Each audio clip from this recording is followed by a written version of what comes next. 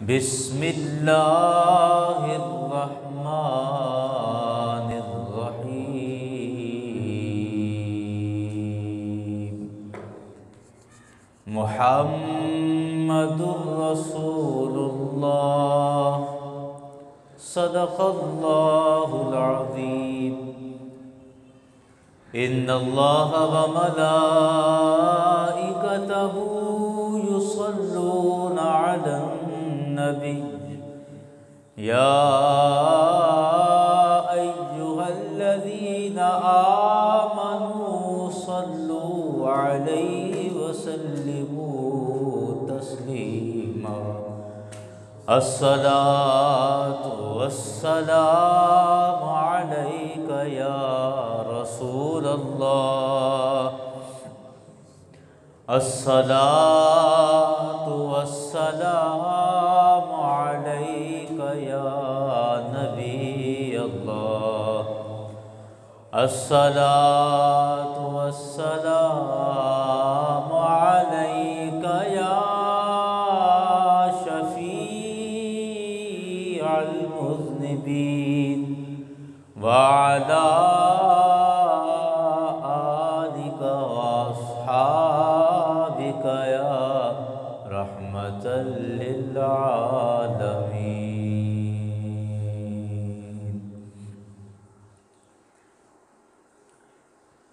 जब से तेरी नज़र से नज़र मिल गई, मेरे आका जब से तेरी नज़र से नज़र मिल गई, हमको दोनों जहां का पता मिल गया। नाज करता हूँ अपने मुक़द्दर पे मैं, नाज करता हूँ अपने मुक़द्दर पे मैं। अल्हम्दुलिल्लाह नाज करता हूँ अपने मुक़द्दर पे मैं। आप जैसा मुझे पेशवा मिल गया, जब से तेरी नज़र से नज़र मिल गई। हमको दोनों जहां का पता मिल गया। नाज करता हूँ अपने मुक़द्दर पे मैं, नाज करता हूँ अपने मुक़द्दर पे मैं। आप जैसा मुझे पेशवा मिल गया, नाज करता हूँ अपने मुक़द्दर पे मैं। हम्द व सना के बाद यारान गिरामी सामन हाज़रीन,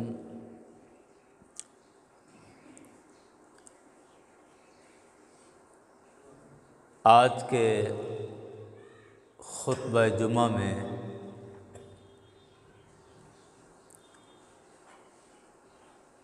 नबी मुकर्रम शफ़ी मुअज़्ज़म सल्लल्लाहु अलैहि वसल्लम की लख्त जिगर, नूर नज़र, पारा जिगर सय्यदा फ़ातिमातुज़ ज़हरा रज़ियल्लाहु अन्हा का ज़िक्र खैर करना है। और बिलख़ुसूस सय्यदा फ़ातिमातुज़ ज़हरा रज़ियल्लाहु अन्हा की शर्म व हया और आपकी पर्दादारी के हवाले से बातचीत करेंगे। जमादी सानी का ये महीना चल रहा है। सय्यदा फ़ातिमातुज़ ज़हरा रज़ियल्लाहु अन्हा इस महीने की 20 तारीख़ को 20 जमादी सानी को ऐलान नबूवत को 5 साल हो चुके थे, यानी ऐलान नबूवत के 5वें साल 20 जमादी उस्सानी को मक्का शरीफ में पैदा हुई और इसी महीने के अंदर 11 हिजरी में मदीना शरीफ के अंदर 3 जमादी उस्सानी को आपका विसाल हुआ। तकरीबन 18 साल की उम्र में या 17-18 के करीब आपकी उम्र मुबारक थी और इस उम्र में आपका विसाल हो गया। सैयदा फ़ातिमा ज़हरा रज़ियल्लाहु अन्हा सरकार अलैहिस्सलाम की ज़ौजा ऊला सैयदा खदीजतुल कुबरा रज़ियल्लाहु अन्हा की साहिबजादी हैं, उनके बतन से हैं। और इनके अलावा 3 और बेटियां नबी पाक सल्लल्लाहु अलैहि वसल्लम की सैयदा खदीजतुल कुबरा रज़ियल्लाहु अन्हा के बतन मुबारक से थी। आपका निकाह मुबारक मौला कायनात हज़रत अली मुर्तज़ा रज़ियल्लाहु अन्हु से हुआ। इसको हम तफसील के साथ अभी ज़िक्र करेंगे। सैयदा फ़ातिमा ज़हरा रज़ियल्लाहु अन्हा नबी मुकर्रम सल्लल्लाहु अलैहि वसल्लम की इतनी लाडली और प्यारी बेटी थी कि मेरे करीम आका ने कई मौक़ों पर, कई जगहों पर ये इरशाद फरमाया, अल फ़ातिमतु बदअतुम मिन्नी, कि फ़ातिमा मेरे जिगर का टुकड़ा है। कई मौक़ों पर ये इरशाद फरमाया। देखें, औलाद माँ बाप को अज़ीज़ होती है, प्यारी होती है, लेकिन माँ बाप की मोहब्बत या बाप की माँ की मोहब्बत अपनी औलाद से और भी ज़्यादा हो जाती है जब औलाद अपने माँ बाप के नक्शे कदम पर चलने लग जाए। फिर मोहब्बत और ज़्यादा हो जाती है, मोहब्बत और बढ़ जाती है। सैयदा फ़ातिमा ज़हरा रज़ियल्लाहु अन्हा आपने जब से होश संभाला और अपनी शादी तक और अपनी शादी से लेकर अपने विसाल शरीफ तक आपने हमेशा उन्हीं बातों पे अमल किया और उन्हीं बातों को तरजीह दी जो मेरे करीम आका सल्लल्लाहु अलैहि वसल्लम बयान फरमाया करते थे। आपके बचपन की एक बात है और बड़ी ख़ूबसूरत है और ख़ास तौर पे हमारी बहनों के लिए, हमारी बेटियों के लिए ये एक नमूना है, उसवा हसना है कि सैयदा खदीजतुल कुबरा रज़ियल्लाहु अन्हा आपने किसी तकरीब में जाना था, किसी के यहाँ कोई दावत थी, उस दावत पे जाना था और आपने सैयदा फ़ातिमा ज़हरा को, जो कि उम्र में काफ़ी छोटी थी, इनसे कहा कि आप भी तैयार हो जाएं, आप मेरे साथ जाएंगी। लेकिन कुछ कुदरत का निज़ाम था, घर में फ़क्र और फाके की ऐसी कैफियत थी कि नया सूट पहनने को मौजूद नहीं था या बनाव सिंगार के जो ज़राए हैं वो ऐसे नहीं थे। तो आपने पुराना सूट पहन लिया और ज़ेवरात भी आपके पास नहीं थे या थे तो बड़े मामूली से। जब पहन लिए और कहा कि अम्मा जान मैं तैयार हूँ, चलो चलें, तो सैयदा खदीजतुल कुबरा रज़ियल्लाहु अन्हा ने जब अपनी बच्ची की तरफ देखा, सैयदा कायनात की तरफ देखा, मालिका कायनात की तरफ देखा, मालिका कौनैन की तरफ देखा, तो जैसे एक माँ की जो शफ़क़त और मोहब्बत है अपने बच्चों के लिए होती है, आपका दिल भर आया और कहा कि बेटे मैं तो कहती हूँ आप रहने दो, आप ना जाओ, मैं ख़ुद ही हो आती हूँ, अभी मुझे वापस आ जाना है। तो आप अर्ज़ करती हैं अम्मा भी तो मुझे आपने तैयार होने का कहा, तो अब तो मैं तैयार होके आ गई हूँ, तो आप क्यों फरमा रही हैं? तो आपकी आंखों से आंसू थे और कह रहे थे कि बेटे वहाँ मक्के की रईस ज़ादियाँ आई होंगी और वो नए नए रेशमी लिबास पहन कर आई होंगी और तुम इस हालत में वहाँ जाओगी तो ऐसे एहसास से कमतरी का शिकार हो जाओगी और तुम्हारे दिल को अच्छा नहीं लगेगा, जी बुरा करोगी। तो इसलिए मैं कहती हूँ कि चलो तुम रहने दो, कोई बात नहीं, जब कोई अच्छा लिबास फिर आएगा तो फिर कहीं मौका बना तो चले जाएंगे, तो आप रहने दें। तो सैयदा फ़ातिमा तो ज़हरा जो कि छोटी बच्ची हैं, और हमारी भी बेटियां हैं, बच्चियां जिस तरह ज़िद करती हैं कपड़ों के लिए और अपनी ज़रूरियात के लिए, वो भी हम समझते हैं। अब ये छोटी बच्ची, अब खुदा जाने कि अल्लाह ने कौन सा फैज़ अता फ़रमाया था, या नबी मुकर्रम सल्लल्लाहु अलैहि वसल्लम की कैसी कुर्बत और कैसी तरबियत हासिल की थी इस छोटी सी उम्र के अंदर। छोटी बच्ची सैयदा फ़ातिमा तो ज़हरा अपनी वालिदा से इस मौके पर कह रही हैं, अम्मा जान आप परेशान ना हो और आपको फ़िक्रमंद होने की ज़रूरत नहीं। मैंने अपने बाबा को ये फरमाते हुए सुना है कि औरत का असल जेवर उसकी शर्म व हया होती है और उसका तकवा और परहेजगारी होती है, कि औरत का असल जेवर उसकी शर्म व हया और उसकी परहेजगारी, उसका तकवा हुआ करती है। तो जब अल्लाह ने वो जेवर मुझे अता किया है तो ये दुनियावी जेवर मैं ना भी पहनूं तो कोई मसला नहीं है। आय हाय हाय, जिस तरह इकबाल ने हज़रत इस्माईल अलैहिस्सलाम के बारे में कहा ना, सिखाए किसने इस्माईल को आदाब फ़र्जंदी, कि इस उम्र में इस्माईल को किसने सिखा दिया कि बाप गर्दन पे छुरी भी चला दे तो उफ तक नहीं करनी है। तो यही मामला सैयदा फ़ातिमा तो ज़हरा रज़ी अल्लाह अन्हा का है कि इस छोटी सी उम्र में, जो बचपन की उम्र है, वो एक लाडली उम्र के अंदर, ज़िद करने वाली उम्र में, अपनी फरमाइशें मनवाने की उम्र में, सैयदा फ़ातिमा सब्र और तहम्मुल के साथ कहती हैं कि अम्मा जान आप परेशान ना हो मेरे लिबास से या मेरे जेवर से, आप फ़िक्रमंद ना हो। मैंने अपने बाबा को फरमाते सुना है कि औरत का असल जेवर उसकी शर्म व हया और उसकी परहेजगारी हुआ करती है। यारान ग्रामी, मैं अर्ज़ कर रहा था कि औलाद, बेटियां, बेटे माँ बाप को यकीनन अजीज़ होते हैं, प्यारे होते हैं, लेकिन जब वो बच्चे अपने माँ बाप के नक्शे कदम पर भी चलने लग जाएं तो फिर उनसे मोहब्बत और भी ज़्यादा हो जाती है, उनसे प्यार और भी बढ़ जाता है। तो सैयदा कायनात, सैयदा खातून जन्नत, सैयदा फ़ातिमा तो ज़हरा रज़ी अल्लाह अन्हा, आप औलाद होने के एतबार से तो सरकार की प्यारी थी ही, लेकिन बचपन से ही मेरे करीम आका की तालीमात को आपने अपने ऊपर लिया हुआ था। सरकार की तरबियत का असर आपके मिजाज के अंदर नज़र आता था। इस वजह से मेरे करीम आका बेशुमार जगह पे सरकार ने फरमाया, फ़ातिमा तो बदअतुम मिन्नी, फ़ातिमा तो मेरे जिगर का टुकड़ा है, फ़ातिमा मेरे जिगर का टुकड़ा है। यारान गिरामी, एक मौके पर कोई नाबीना सिहाबी थे और उन्होंने सरकार के घर आने की इजाज़त चाहिए। मेरे करीम आका घर में तशरीफ़ फरमा थे, सैयदा फ़ातिमा तो ज़हरा रज़ी अल्लाह अन्हा आप भी तशरीफ़ फरमा थी।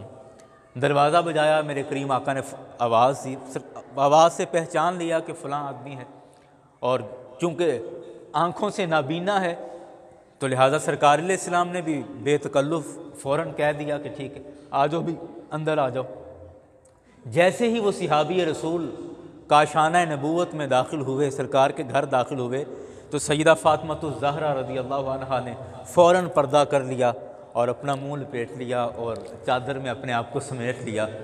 बाहर क्या वो आए, वो सिहाबी रसूल, और जो बात करना थी या जिस मकसद के लिए आए थे वो अपनी बात की और अपनी सारी बात कर करा के मुलाकात करके वो चले गए। उनके जाने के बाद मेरे करीम आका सल्लल्लाहु अलैहि वसल्लम ने सैयदा फ़ातिमा से पूछा कि ऐ फ़ातिमा, तुम्हें पर्दा करने पर किसने उकसाया है? हालांकि तुम जानती हो वो तो नाबीना है, वो तो तुम्हें नहीं देख सकता था, आँखों से अंधा था, और वो तो तुम्हें देख नहीं सकता था, फिर भी आपने उससे पर्दा क्यों किया? तो सैयदा फ़ातिमा अर्ज़ करती हैं, बाबा जान, वो मुझे नहीं देख सकता था, मैं तो उसको देख रही थी ना। मेरी आँख के अंदर जो एक मर्द से हया और एक मर्द से जो शर्म है, मेरी आँख के अंदर तो मौजूद थी, और मैं तो उसे देख पा रही थी। तो इसी शर्म की वजह से या इसी हया की वजह से कि सिर्फ मर्द आया है घर में, तो मैंने फ़ौरन अपने आप को समेट लिया और चादर के अंदर अपने आप को लपेट लिया। मेरे करीम आका इतने खुश हुए ये बात सुनकर फिर फरमाया हाँ ऐसा क्यों ना हो, फ़ातिमा तो बदअतुम मिन्नी, फ़ातिमा मेरे जिगर का टुकड़ा जो है, कि ऐसी बात फ़ातिमा क्यों ना करे, ऐसी तरबियत फ़ातिमा से क्यों ना आए कि फ़ातिमा मेरे जिगर का टुकड़ा है। यारान गिरामी, सईदा फ़ातिमा तो ज़हरा रज़ी अल्लाह अन्हा, आपने पर्दादारी की, शर्म व हया की ऐसी मिसाल कायम कर दी कि बाज़ रिवायात के अंदर ये यहाँ तक लिखा गया कि आपने वसीयत फरमा दी थी कि मेरे जनाजे को, मेरी चारपाई को रात के अंधेरे में लेकर जाना, ताकि किसी नामहरम की मेरी मैयत पर या मैयत के कफन पर भी नज़र ना पड़े। और एक रिवायत के अंदर यहाँ तक भी मौजूद है कि आपने कहा कि मेरी चारपाई को डोली की तरह ऊपर से कवर कर देना, यानी बारीक लकड़ियाँ लगाकर और यूँ ऊपर से ढांप देना, ताकि मेरे कफन को भी किसी गैर मर्द की आंख ना देखे। और इसी तरह आपकी वसीयत पे अमल करते हुए ही आपका जनाजा जो था वो ले जाया गया। बाहर कैफ मैं ये अर्ज़ कर रहा था कि ये सारी शर्म व हया, ये सारी इफ़्फ़त मआबी और ये सारी चीज़ें क्यों ना होती कि नबी मुकर्रम सल्लल्लाहु अलैहि वसल्लम ने तो काफिरों की बेटियों के सरों पर भी चादरें दी हैं। हातिम ताई का बड़ा मशहूर ये वाक़या है और इकबाल ने इसको ज़िक्र किया है और मौलाना रूम ने इसको ज़िक्र किया। वैसे सीरत की किताबों में भी खैर है कि हातिम ताई का बेटा था, अदी बिन हातिम उसका नाम था, और एक उसकी बेटी थी सफ़ाना बिनते हातिम, सफ़ाना उस बेटी का नाम था। और कबीला बनु तै के अंदर ये रहते थे। एक मौका आया कि नबी मुकर्रम सल्लल्लाहु अलैहि वसल्लम ने सहाबा किराम का एक वफ़द भेजा कि तुम कबीला तै पर जाकर इस्लाम पेश करो, जो लोग मुसलमान हो जाएं तो फ़ाबिहा, जो आगे से जंग करें तो तुम उनको कैद करके मेरे पास ले आओ। ये एक वफ़द गया वहाँ पर, और इस वफ़द के बारे जब अदी बिन हातिम को पता चला, अदी बिन हातिम जो हातिम ताई का बेटा था, इसको पता चला तो ये अपना साजो सामान लेकर और कुछ ज़रूरत की चीज़ें लेकर वहाँ से मुल्क शाम की तरफ भाग गया। इसकी बहन हातिम ताई की बेटी सफ़ाना बिनते हातिम वो घर पर थी। बाहर कैफ उनको कैद कर लिया गया और कैद करके सरकार की बारगाह में उनको पेश किया गया। जब वो सरकार की बारगाह में आई तो ये एक बड़ी तवील हदीस है कि उनकी क्या क्या बातें हुई और किस तरह से उन्होंने बातचीत की। तो आपका अगर ज़ौक़ सलामत है तो मैं सारी हदीस ज़िक्र करता हूँ, मुकम्मल हदीस आपके सामने पेश करता हूँ। अच्छा, हातिम ताई की बेटी, ज़ाहिर बात है कुछ और लोग भी इनके साथ कैद थे, तो लोगों ने हातिम ताई की बेटी से कहा, सफ़ाना बिनते हातिम से कहा कि आप तो बादशाह की बेटी हैं, तो आप इन मुसलमानों के नबी से बातचीत करें कोई, कि कोई आज़ादी की राह निकल आए कि हमें छोड़ दें। और मुहावरा है कि कलामुल मुलूक के मलूकुल कलाम, कि बादशाह की जो बात होती है वो बातों की भी बादशाह होती है। तो आपका बात करना कुछ और है, आप बात करें।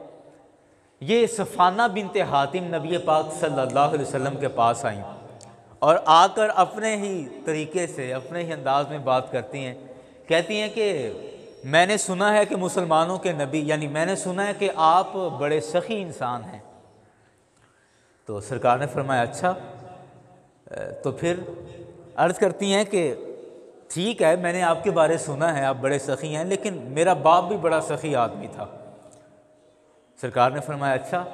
हाँ, कहती हाँ जी, मेरा बाप बड़ा सखी आदमी था और मेरे बाप ने, यानी हातिम ताई ने, मेरे बाप ने अपने महल के अंदर एक 12 दरी बनवाई थी और उस 12 दरी में, ज़ाहिर बात है 12 दरवाजे होते हैं, वो बरामदा टाइप की होती, तो उस 12 दरी के हर दरवाज़े पर अनाज, गल्ला और ज़ेवरात लेकर मेरे अब्बा ने, मेरे वालिद ने नौकर बिठाए होते थे जो कि फ़कीरों को खैरात तकसीम करते थे।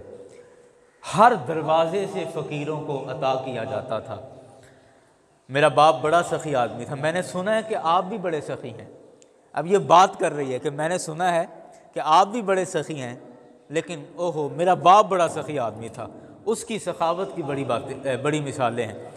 अगर एक फ़कीर एक दरवाज़े से आता और वहाँ से खैरात लेकर फिर दूसरे दरवाज़े पे आ जाता तो मेरा बाप उसको रोकता नहीं था, फिर उसको दे दिया करता था। वो तीसरे दरवाज़े से आकर मांगता तो मेरा बाप फिर भी उसको दे देता।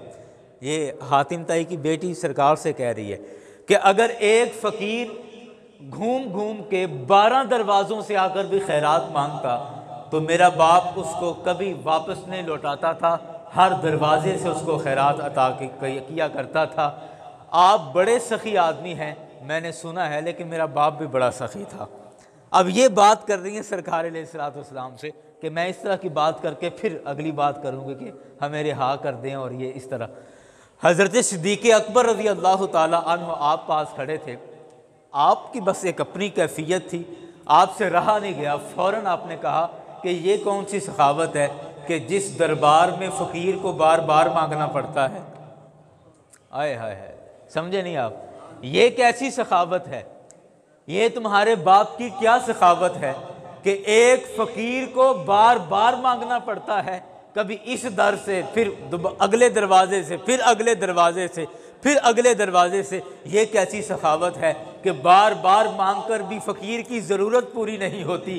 और जिस नबी से तुम बात कर रही हो, मेरे आका की ये शान है, मेरे आका का ये मकाम और ये मर्तबा है कि जिस किसी ने एक बार दरे मुस्तफ़ा पर आकर दामन फैला दिया है, मेरे आका ने ऐसा नवाजा है, ऐसा नवाजा है कि फिर सारी जिंदगी किसी के सामने दामन फैलाने की जरूरत पेश नहीं आई है।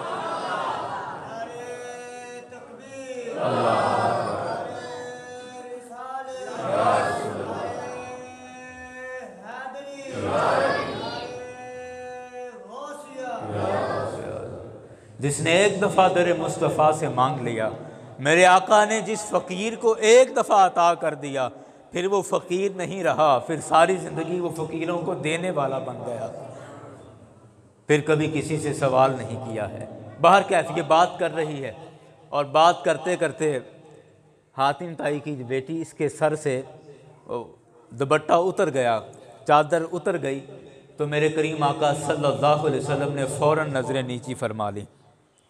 जैसे सर से, तो सरकार ने शर्म हया से, असल जो बात हमारी हो रही थी मजमून से, कि शर्म हया की वजह से मेरे करीम आका ने फ़ौरन नज़रें नीची झुका ली और हज़रत उमर से फ़रमाया, ए उमर, इसके सर पे चादर दे दो, इसके सर पे। और एक रिवायत में आता है कि उसके सर पे चादर थी ही नहीं, और बाहर कैफ जो भी था, जैसे ही उसका सर नंगा हुआ तो मेरे करीम आका ने नज़रें झुका लीं और हज़रत उमर से कहा कि इसके सर पे इसको चादर दो ओढ़ने के लिए, या इससे कहो कि चादर अपने सर पे कर ले। तो हज़रत उमर अर्ज़ करते हैं, आका ये तो काफिर की बेटी है, ये तो काफिर की बेटी है। मेरे करीम आका ने फरमाया, ए उमर खामोश हो जाओ, बेटियां बेटियां ही हुआ करती हैं, अगरचे ये काफिर की बेटी है, मोहम्मद मुस्तफ़ा की बेटी अगर होती तो जिस तरह मैं उसकी इज्जत किया करता उसी तरह मैं इस बेटी की भी ताज़ीम करूंगा। अल्लाह अकबर। मेरे करीम आका ने, मौलाना रूम कहते हैं कि करीम आका ने अपनी चादर मुबारक अता फरमाई और हज़रत उमर से कहा कि ये चादर इसको दे दो, ये अपने सर पर ओढ़ ले। तो जिस नबी ने काफिर की बेटी को नंगे सर देखना पसंद नहीं किया, एक गैर मुस्लिम की बेटी को बेपर्दा पसंद नहीं किया, तो यारान ग्रामी आप बताएं वो अपनी बेटी या अपनी उम्मत की बेटियों को बगैर पर्दे के किस तरह पसंद फरमाते होंगे। कभी हमने सोचा कि हमारी बेटियां, अब कुछ तल्ख बातें, कुछ कड़वी बातें भी सुन लें, कि हमारी बेटियां वो हमारी बहनें हैं, हमारी बेटियां हैं जिनको हम सुबह स्कूल जाते, कॉलेज जाते, गली के अंदर, बाज़ार के अंदर हम देख रहे होते हैं। बाप खुद मोटरसाइकिल पे बिठा के बेटी को कॉलेज छोड़ने जा रहा है और बेटी के सर पे दुपट्टा तक नहीं है, बाल खुले छोड़े हैं और उसकी चुटिया लटकती जा रही है, और बाप खुद छोड़ने जा रहा है, बेटी को मैं कॉलेज छोड़ने जा रहा हूँ। इतनी शर्म नहीं आ रही, इतनी हया नहीं आ रही कि मैं बाप हूँ। यार ये इसकी आवाज़ कैसी कर दी है, इसको सादा आवाज़ करो बिल इसकी। द्रोशी पढ़िए बुलंद आवाज़। अस्सलातु वस्सलामु अलैका या रसूलल्लाह व अला आलिहि वसहबिहि। अस्सलातु वस्सलामु अलैका या हबीबल्लाह व अला आलिहि वसहबिहि।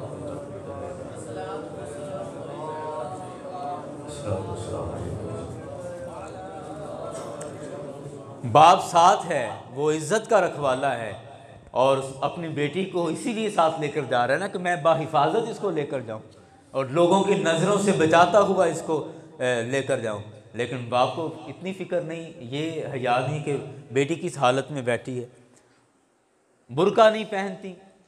अब ये वो सारी चीज़ें हैं जो हम अपनी आंखों से देख रहे होते हैं। बाप देख रहा है उसको, वो साथ लेकर जा रहा है बेटी को, उसे नहीं पता किस हालत में ये निकल रही है। बच्चियों को हम भेज देते हैं ईद के दिनों में या शादी से पहले कहीं भी, चलो बाज़ार में तुम बच्चियाँ चलो एक दो मिल के चलो चली जाओ बाज़ार से चीज़ें। मैं भी खुद, हमारे घर के हम इसी माशरे का हिस्सा हैं, ये हमारे घरों की बातें और मामलात हैं जो हम रोज़मर्रा देख रहे होते हैं। बच्चियों को भेज दिया बाज़ार के अंदर, जाओ चीज़ें ख़रीद के ले आओ।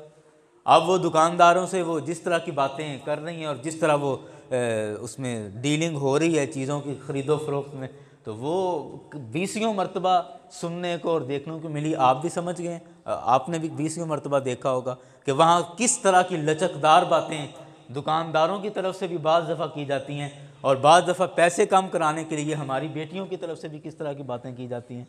और वो हमें पता है क्या कुछ होता है बाज़ारों के अंदर, भेज देते हैं।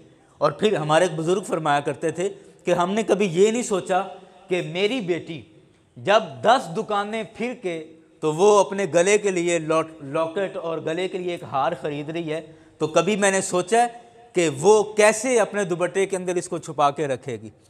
जब वो 10 दुकानें फिर के और फिर अपनी मर्ज़ी और अपनी पसंद का और मैचिंग या कंट्रास्ट करके वो एक हार ख़रीद रही है पहनने के लिए, तो क्या वो चाहेगी कि वो उसको दुपट्टे के अंदर लपेट के और लोगों से छुपा के रखे? नहीं, वो तो दुपट्टा नीचे करेगी और गला खुला छोड़ेगी ताकि लोगों की नज़र पड़े कि मैंने किस तरह कीमती और किस तरह का खूबसूरत हार पहना हुआ है। अगर वो 10 दुकानें फिर के अपने कानों के लिए जेवर ख़रीदती है तो वो तो फिर दुपट्टा उतारेगी ना सर से।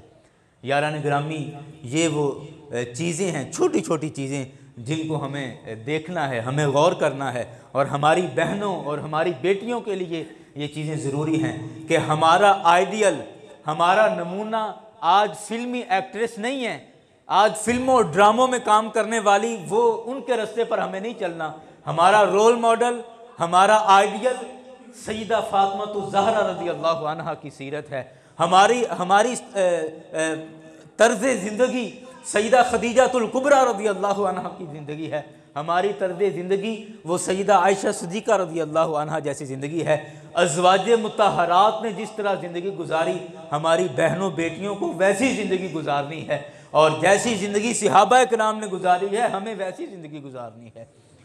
यारान गिरामी, हमारे एक बुज़ुर्ग कहा करते थे कि अगर आप किसी घर के अंदर बेहयाई या बेपर्दगी देखते हैं तो आप उस घर के मर्दों पर शक करें, आप उस घर के मर्दों पर शक करें कि उनकी गैरत मर चुकी है, कि उनके घर में इस तरह बेहयाई और बेपर्दगी की कैफियत है और वो उस पर कंट्रोल नहीं कर पा रहे और उसकी रोकथाम नहीं कर रहे। यारान गिरामी, जब मैं बाप होकर खुद अपनी बेटी से कहूँगा कि फ़लाँ ड्रामा लगाओ, टाइम उसका हो गया है, तो फिर मैं किस मुंह से उसको पर्दे का या किस मुंह से उसको नकाब का हुक्म दूँगा? मैं तो खुद अपने किरदार और अपने अखलाक से इतना गिर चुका हूँ कि मेरा बच्चों के सामने कोई मेयार ही नहीं रहा, तो मैं किस गैरत के साथ उसको कहूँ कि बेटे बाहर जाओ तो नकाब करके जाया करो, या ये चीज़ लेनी है और ये नहीं, इस तरह का लिबास पहनना है और इस तरह का लिबास नहीं पहनना। बड़ी सोचने वाली बात है। कभी आपने गौर किया कि औरतों से ज़्यादा खुला और ढका हुआ लिबास मर्द पहन रहे हैं जबकि पर्दे का हुक्म औरतों को दिया गया है? आप गौर करें ना कि हमारा लिबास देखें, ये हमारा माहौली लिबास है ना, इलाकाई लिबास है, और औरतों से ज़्यादा खुला, ढीला और लंबा और ढका हुआ मर्द लिबास पहन रहे हैं, जबकि हुक्म औरतों को दिया गया है कि तुमने पर्दा करना है और अपने अज़ा को छुपाना है। यारान गिरामी, हमें इन चीज़ों पे गौर करना होगा और सरकार अलैहिस्सलातु वस्सलाम की सीरत तजर्बा, सरकार अलैहिस्सलातु वस्सलाम के जो घरेलू माहौल की जो झलकियाँ हैं उनको हमने देखना होगा। सईदा फ़ातिमा रज़ी अल्लाह अन्हा का बिलखुसूस हम ज़िक्र खैर कर रहे थे कि आप शर्म व हया की ऐसी पैकरा हैं और शर्म व हया और इफ़्फ़त मआबी की इंतहा है आप पर कि आज तक बाज़ रिवायात के अंदर ये भी लिखा गया कि आज तक किसी फरिश्ते ने भी कभी आंख उठाकर सईदा फ़ातिमा रज़ी अल्लाह अन्हा की तरफ नहीं देखा। फरिश्ते भी आपकी पर्दादारी की हया फरमाया करते थे और जिब्रील अमीन भी आते थे तो आप भी सरकार के काशान नबूवत से हया फरमाया करते थे।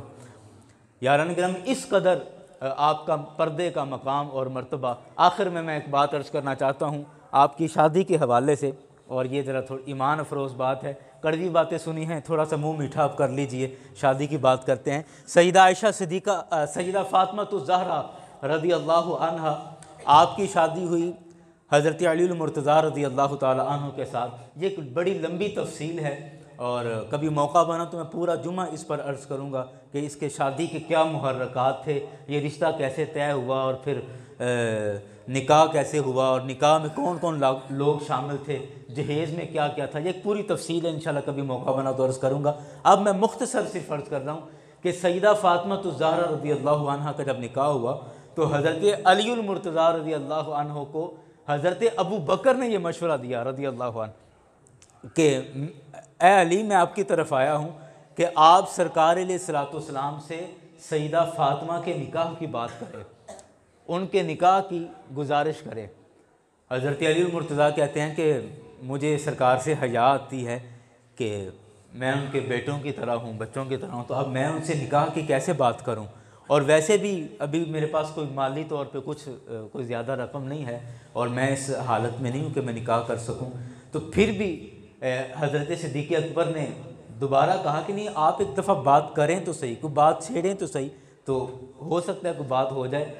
क्योंकि हज़रत सिद्दीक़ अकबर भी जानते थे कि मेरे नबी की लख्ते जिगर के लिए अगर कोई हमसरी और बराबरी का कुफ़ बनता है तो मौला कायनात की ज़ात है और कोई इसके अहल नहीं है कि वो सईदा फ़ातिमा को अपने अक़द में ले और उनसे निकाह कर सके। इसीलिए आपने उनसे कहा।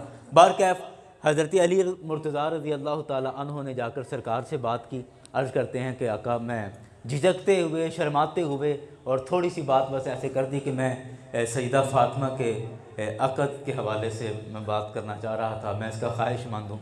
ये बात आपने की तो सरकार अलैहिस्सलाम ने थोड़ी देर खामोशी इख्तियार फरमाई। खामोश रहे सरकार और थोड़ी देर बाद सरकार ने फरमाया कि ठीक है, मैं तुम्हें अभी बताता हूँ। सरकार वहीं से उठे और सईदा फ़ातिमा रज़ी अल्लाह अन्हा के पास गए और सरकार ने फरमाया कि अली बिन अबी तालिब तुम्हारे साथ निकाह के ख्वाहिशमंद हैं, तो बेटा मैं तुम्हारी इजाज़त के लिए आया हूँ और अल्लाह और उसके रसूल भी इस निकाह पर राज़ी हैं, तो लेकिन फिर भी मैं तुम्हारी रज़ा के लिए आया हूँ। सईदा फ़ातिमा खामोश रही, आपने कोई जवाब नहीं दिया और सरकार अलैहिस्सलाम ने इस खामोशी को रज़ा समझकर सरकार अलैहिस्सलाम ने नारे तकबीर बुलंद किया खुशी के साथ और सरकार वहाँ से उठ के फिर वापस आए और हज़रत अली से कहा कि आप निकाह की तैयारियाँ करें। अब निकाह की तैयारियों के लिए कुछ है नहीं, एक ऊँट है, एक तलवार है और एक ज़ीरा वो लिबास जो जंग का पहनने वाला है। सरकार अलैहिस्सलाम ने फरमाया कि तलवार कभी ना बेचना, ये तुम्हारा हथियार है जंग का और बहादुर की अलामत है, और ऊँट को भी ना बेचना कि वो तुम्हारे सफ़र के लिए काम आता है और पानी भरने के काम आता है, तो अपनी ज़ीरा बेच दो और इससे जो तुम तैयारी कर सकते हो वो करो। अब सहाबा किराम ने देखें कैसा माहौल बनाया इस शादी का और किस तरह वो सारे मामलात कवर किए। हज़रत अली मुर्तज़ा रज़ी अल्लाह ताला अन्हु अपनी ज़ीरा लेकर गए बाज़ार के अंदर कि मैं ये बेचकर तो जितने पैसे कोई आएंगे तो वो मैं चलो निकाह पर जो मुझे ख़र्चा हक महर देना है या वलीमा करना है तो ये मैं ख़र्चा कर लूँगा।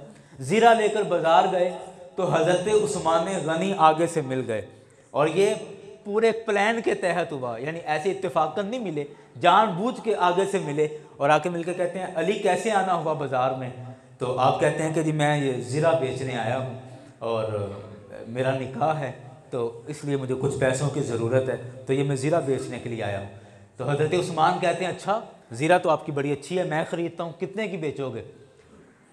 तो हज़रत अली कहते हैं कि मैं 100 दिरहम की ये ज़ीरा बेचूँगा, मेरी ये ज़ीरा तकरीबन 100 दिरहम की बिक जाएगी।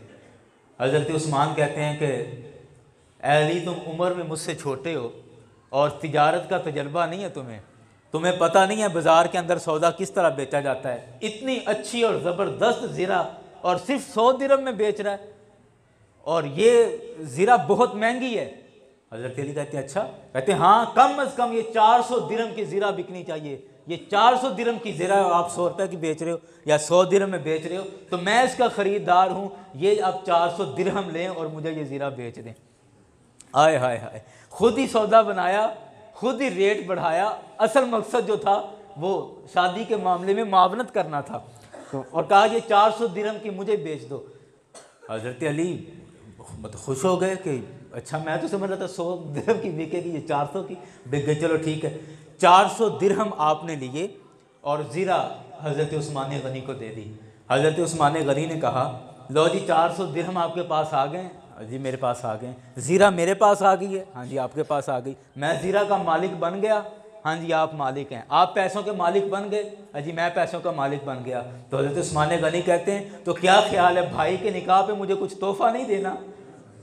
भाई के निकाह पे मुझे कुछ तोहफ़ा नहीं देना? तो हज़रत अली खामोश के हाँ मैं क्या कहूँ। हज़रत उस्मान गनी कहते हैं ये ज़ीरा मैं निकाह के तोहफे में वापस आपको करता हूँ। आपने ज़ीरा भी वापस कर दी और 400 दिरहम भी दे दिए। और ये हज़रत अली दौड़े दौड़े सरकार की बारगाह में, या रसूल अल्लाह 400 दिरहम की ज़ीरा बिक गई। और सरकार ने फरमाया अच्छा ये कैसे हुआ? और जी हज़रत उस्मान ने इसका रेट लगाया था और 400 दिरहम में मुझसे ख़रीद कर फिर ज़ीरा तोहफ़तन ज़ीरा भी मुझे वापस कर दिए और पैसे भी दे दिए। सरकार ने अपनी झोली के अंदर वो दिरहम रखे और रिवायतों में आता है कि सरकार उन दराहिम को यूं पलट पलट के देख रहे थे और हज़रत उस्मान के लिए दुआएं भी फरमा रहे थे। बार क्या उन पैसों से जहेज़ का सामान कुछ ख़रीदा, कुछ हक महर मुकर्रर हुआ और फिर खैर वो निकाह हो गया।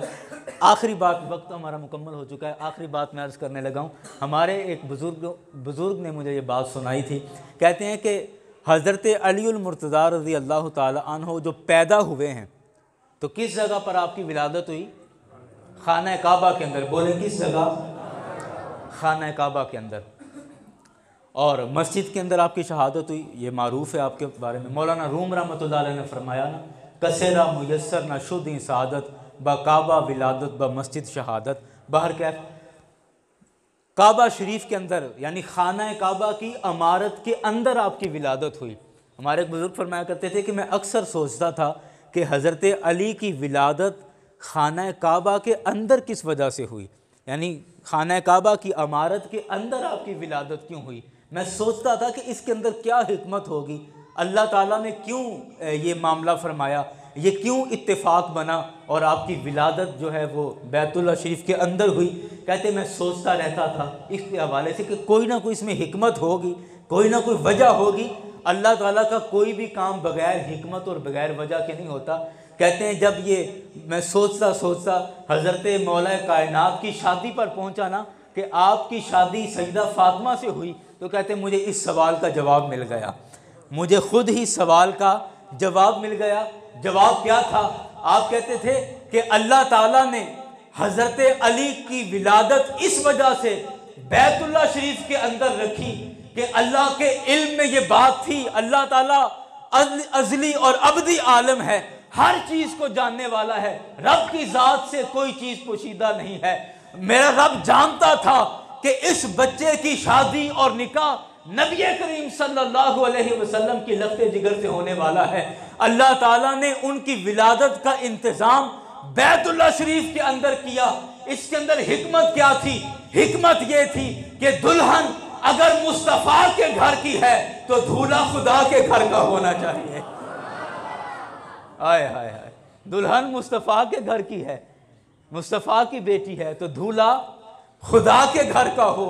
इस हिकमत से अल्लाह ने इनकी विलादत काबा शरीफ में फरमाई और वो एक इंतज़ाम बना। बाहर कैफ सैयदा फ़ातिमा ज़हरा रज़ी अल्लाह अन्हा की हम बातें कर रहे थे और मैं ज़्यादातर मैंने कोशिश की कि आपकी शर्म व हया, आपकी इफ़्फ़त और आपकी पर्दादारी पर बात करें, ताकि हम कुछ गैरत खाएं और कुछ देखें समझें कि हमारे असलाफ और हमारे दीन के अंदर पर्दे की और शर्म व हया की किस कदर अहमियत है, ताकि हम अपने घर के अंदर ये माहौल पैदा कर सकें, माहौल बना सकें।